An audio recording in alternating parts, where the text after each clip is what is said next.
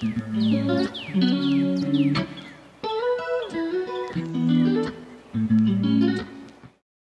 वालेकुम, welcome back to my channel. कैसे हैं आप सब लोग? आई होप आप सब लोग ठीक होंगे।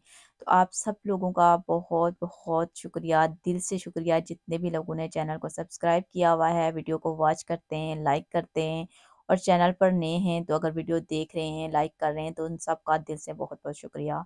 यहाँ पे मैं बताती चलूँ कि हम लोग जा रहे थे निगोया, तो आप लोग थोड़ी सी जापान की भी सैर करें। यहाँ पर जापान में पहाड़ियाँ और आपको दरख्त और ग्रीनरी ही मिलेगी, क्योंकि जापान का जो कहते हैं ना कि जापान एक जजीरे पे है, तो समंदर के बीच में हम लोग रहते हैं। तो जिन लोगों को नहीं पता उनको मैं बताती चलूँ कि जापान को डेथ लैंड भी बोला जाता है, क्योंकि यहाँ पे बहुत ज़्यादा ज़लज़ले और तूफ़ान और सुनामी इस तरह की चीज़ें बहुत ज़्यादा आती रहती हैं। वो वजह ये है कि समंदर के बीच में जो है एक जजीरा जो है, इस वजह से यहाँ पे इस तरह की जो चीज़ें हैं ना, तूफ़ान वगैरह आते रहते हैं, और हवा के तूफ़ान भी यहाँ पे बहुत ज़्यादा आते हैं ना। यहाँ पे जापान में बोलते हैं टाइफून ना। तो तूफ़ान और टाइफून तकरीबन सिमिलर ही है, तो बहुत ज़्यादा आते हैं।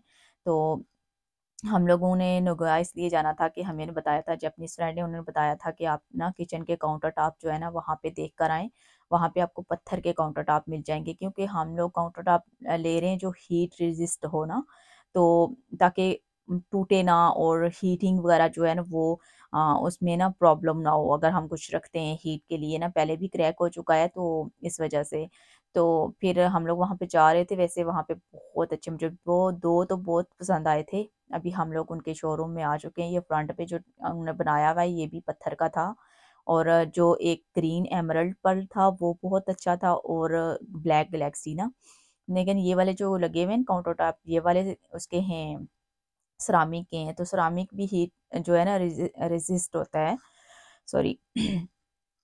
तो दूसरा जो है ना, हीटिंग का प्रॉब्लम नहीं होता, आप कुछ भी रख दें गरम तो प्रॉब्लम नहीं है। तो इस वजह से हम देख रहे थे कि कोई ऐसा मिले कि और रिजनेबल प्राइस में हो। वैसे हमने कितनी जगहों पे देखा है किचन इतने एक्सपेंसिव बना कर दे रहे हैं ना, कि तकरीबन 300 मन 400 मन का किचन हमें पड़ रहा है।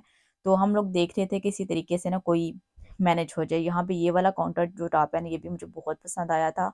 तो ये सिरामिक का है ना। तो इसके अलावा 2 और थे जो मुझे पसंद आए थे पत्थर के, वो यहाँ पे बने हुए नहीं हैं। वो दूसरा उन्होंने अपनी फैक्ट्री में हमें दिखाया था। तो ये वाला मैं सेम ऐसा सिंक और जो है ना पूरा सेट जो है, हमने बोला था उसे कि हमें ना एस्टीमेट लगा के बताना कि कितने का बनेगा।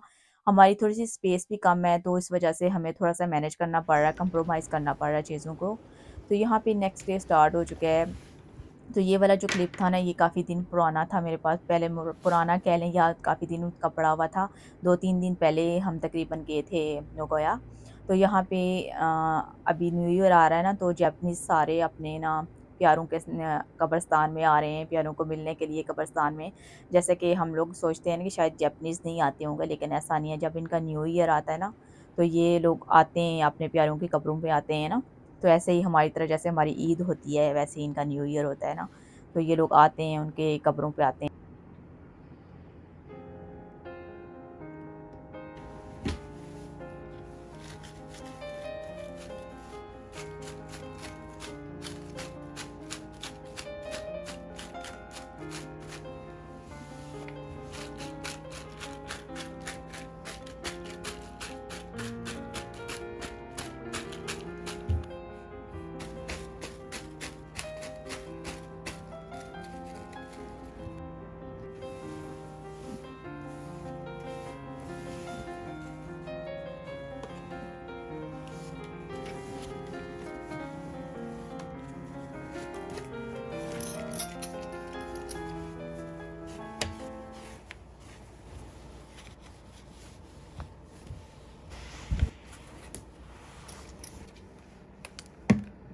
आज की वीडियो में जैसे आप लोगों ने थंबनेल देखा है, तो मैं अपनी क्लीनिंग की रूटीन आप लोगों से शेयर करूंगी।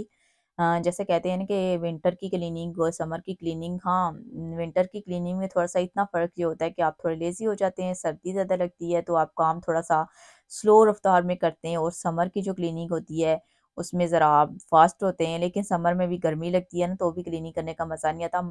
जो वेदर होता है ना, जो नॉर्मल वाला होता है, जैसे चल रहा होता है, ख़ज़ां का मौसम चल रहा होता है, उस वक़्त भी वेदर जो है नॉर्मल होता है, अच्छा होता है, ना गर्मी होती है, ना सर्दी होती है, या फिर आपका वेदर जो होता है बाहर उसमें, तो उसमें आपका काम करने को ज़्यादा दिल करता है।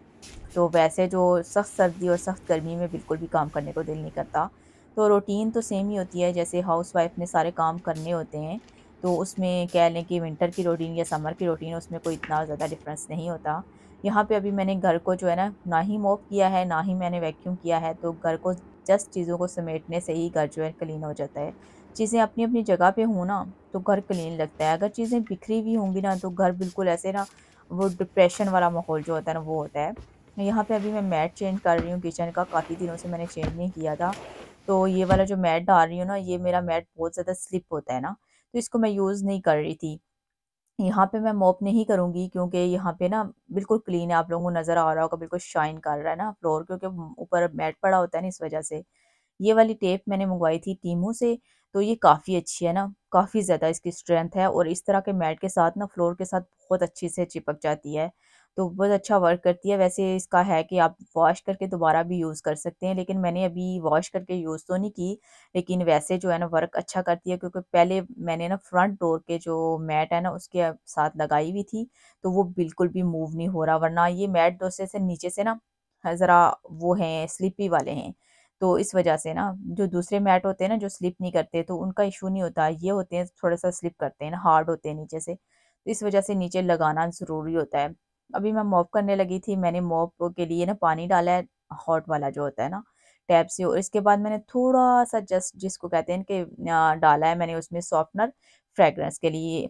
आप कोई भी सोप भी ऐड कर सकते हैं वैसे भी ना, तो मैंने उसमें डाल दिया है, और अक्सर मुझे कमेंट आता है, मेरी सब्सक्राइबर हैं, इंडिया से हैं, तो वो जापान में ही होती हैं, तो वो कहती हैं आपका फ्लोर इतना क्लीन कैसे होता है? तो मैं उनको, वैसे ही मेरा होता है कि जवाब उनको यही होता है कि मैं बहुत साइको हूँ क्लीनिंग के बारे में ना, तो उसका राज़ यही है कि मैं क्लीनिंग, जैसे आप देखें मोप मैं लगा रही हूँ ना, तो ये मेरा हफ्ते में 2 दफ़ा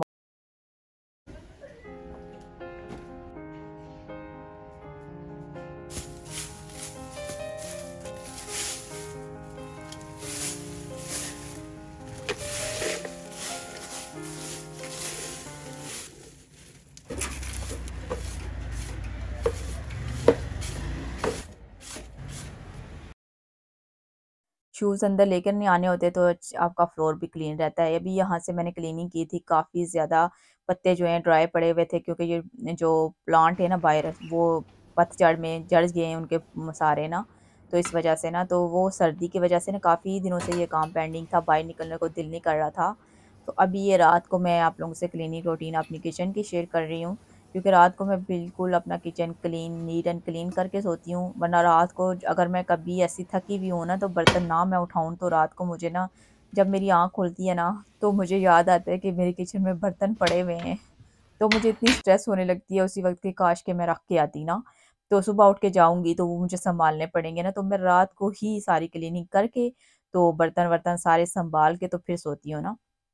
तो रात को, ताकि मुझे टेंशन ना हो, कभी मेरी आँख खुले तो मुझे ख़्याल ना आए कि मेरा किचन अभी गंदा पड़ा हुआ है, मीन के मैंने बर्तन नहीं समेटे हुए या किचन को साफ़ नहीं किया। तो कभी-कभी हो भी जाता है कि इंसान थका हुआ होता है ना बहुत ज़्यादा, तो छोड़ देता है बर्तनों को। लेकिन घर को साफ़ रखने का फ़ॉर्मूला एक ही है कि आप साथ-साथ काम करते रहें, साथ-साथ क्लीनिंग करते रहें, आपका घर साफ़ रहेगा, और टाइम मैनेजमेंट कर लें आप।